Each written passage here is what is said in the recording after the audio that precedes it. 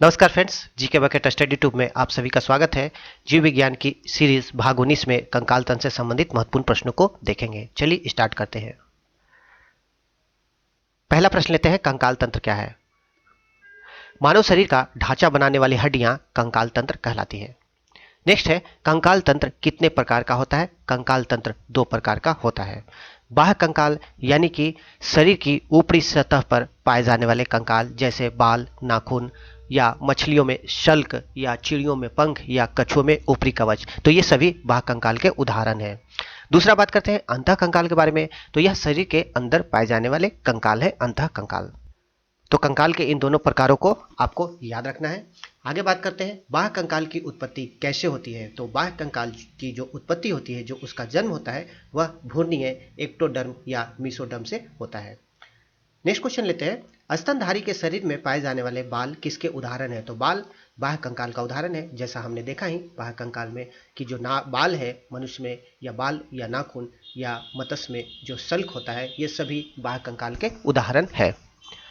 आगे चलते हैं, संरचनात्मक दृष्टि से अंतः कंकाल कितने भागों से मिलकर बना होता है। तो अंतः कंकाल देखा जाए तो दो भागों से मिलकर बना होता है। पहला होता है बोन और दूसरा होता है कार्टिलेज, यानी कि अस्थि और उपास्थि से मिलकर बना होता है हमारा अंतः कंकाल।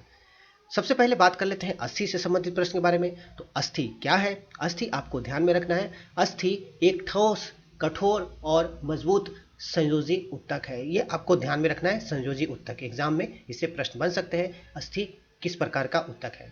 नेक्स्ट बात करते हैं, किन लवणों की उपस्थिति के कारण अस्थियां कठोर होती है। तो बहुत सारे लवण होते हैं, लेकिन जो प्रमुख रूप से देखा जाए तो कैल्शियम और मैग्नीशियम, इनकी उपस्थिति के कारण जो अस्थियां होती हैं, जो बोन होती है, वह कठोर होती है।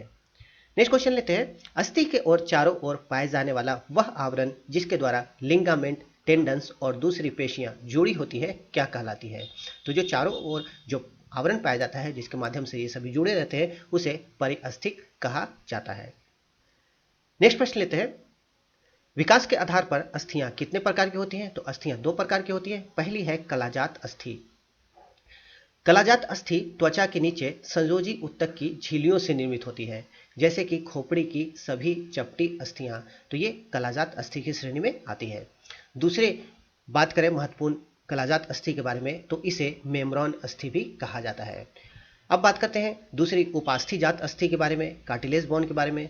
तो कार्टिलेज बोन यानी कि ये अस्थियां ऐसी अस्थियां होती हैं जो भ्रूण की उपाधि को नष्ट कर उन्हीं के स्थान पर बनती है, जैसे कि कशेरुकी दंड और पैरों की हड्डियां। तो ये उपास्थि जात अस्थि की श्रेणी में आती है। और इसके संबंध में आपको यह भी ध्यान रखना है कि उपास्थि जात अस्थि को ही रिप्लेसिंग बोन भी कहा जाता है। नेक्स्ट क्वेश्चन लेते हैं, वह स्थान जहां अस्थियां आपस में इस तरह जुड़ती हैं कि वे गति एवं प्रचलन संभव बना सके, तो इस स्थान को क्या कहा जाता है। तो इस स्थान को हम ज्वाइंट कहते हैं या संधि कहते हैं। तो दो स्थान पर हड्डियां जहां जुड़ती हैं, वहां पर हड्डियों का मूवमेंट भी होता है, तो इसे हम जोड़ या ज्वाइंट कह सकते हैं। आगे बात करते हैं संधि के बारे में, यानी कि ज्वाइंट्स के बारे में। तो सबसे पहले लेते हैं पूर्ण संधि, परफेक्ट संधि। हालांकि संधि जो अस्थियों के जोड़ हैं वो बहुत प्रकार के होते हैं, लेकिन जो महत्वपूर्ण है एग्जाम के दृष्टिकोण से उन्हीं को हम देखते हैं। तो सबसे पहले बात कर लेते हैं पूर्ण संधि के बारे में, परफेक्ट ज्वाइंट के बारे में। तो वह संधि जिसमें संधि बनाने वाली अस्थियां विभिन्न दिशाओं में घूम सकती है और गति कर सकती है, तो यह पूर्ण संधि कहलाती है। दूसरी संधि की बात करते हैं अपूर्ण संधि। तो अपूर्ण संधि में अस्थियों के मध्य लिंगामेंट नहीं होता है और इनमें थोड़ी गति पाई जाती है। तो ये दो पॉइंट आपको ध्यान में रखना है अपूर्ण संधि के बारे में। नेक्स्ट बात करते हैं अचल संधि यानी कि फिक्स्ड ज्वाइंट के बारे में। तो इस प्रकार की संधियों में अस्थियां जो होती है वह स्थिर होती है, यानी कि फिक्स होती है, और जब ये फिक्स होती है तो इस कारण से इनमें गति नहीं पाई जाती है। नेक्स्ट बात करते हैं, अगला क्वेश्चन लेते हैं, वह संधि जिसमें एक अस्थि का उभार दूसरी अस्थि के गड्ढे में फिट हो जाता है किंतु वह ठीक से घूम नहीं पाता, क्या कहलाता है। तो चित्र में आप देख सकते हैं यहाँ पर दो अस्थियां हैं और दोनों अस्थियां एक दूसरे के गड्ढे में फिट हो गई है, लेकिन वह ठीक से घूम नहीं पाएगी। तो इस प्रकार की जो संधि होती है वह कहलाती है सैडिल संधि। आगे बात करते हैं अस्थि मज्जा से संबंधित प्रश्न के बारे में, बहुत इंपॉर्टेंट है, आप चित्र को ध्यान से देखें और समझें। चलते हैं अगले प्रश्न की ओर। अगला प्रश्न अस्थि मज्जा से संबंधित है।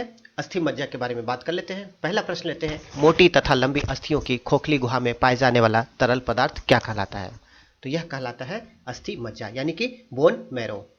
नेक्स्ट प्रश्न लेते हैं, रंग के आधार पर अस्थि मज्जा कितने प्रकार की होती है? तो दो प्रकार की होती है अस्थि मज्जा, एक लाल अस्थि मज्जा और एक पीली अस्थि मज्जा। तो सबसे पहले देखते हैं पीली अस्थि मज्जा के बारे में, यानी कि येलो बोन मैरो के बारे में। तो श्वेत रुधिर कोशिकाओं का निर्माण होता है पीली अस्थि मज्जा में। तो जैसा कि चित्र आप देख सकते हैं, ये पीली अस्थि मज्जा है और यहाँ पर श्वेत रुधिर कणिकाएं जो होती है, कोशिकाएं जो होती है, उनका निर्माण होता है। दूसरी बात करते हैं लाल अस्थि मज्जा के बारे में, यानी कि रेड बोन मैरो के बारे में। तो यहाँ पर लाल रुधिर कोशिकाओं का निर्माण होता है।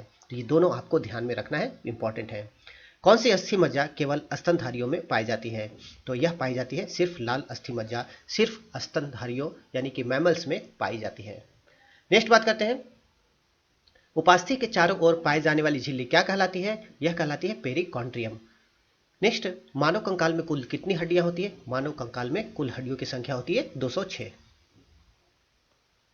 अगला प्रश्न लेते हैं, मानव खोपड़ी में कितनी अस्थियां होती है? तो मानव की खोपड़ी में टोटल 29 हड्डियां होती है और चेहरे में 14 हड्डी पाई जाती है। एग्जाम में प्रश्न पूछा गया है, इसीलिए आपको ध्यान में रखना है।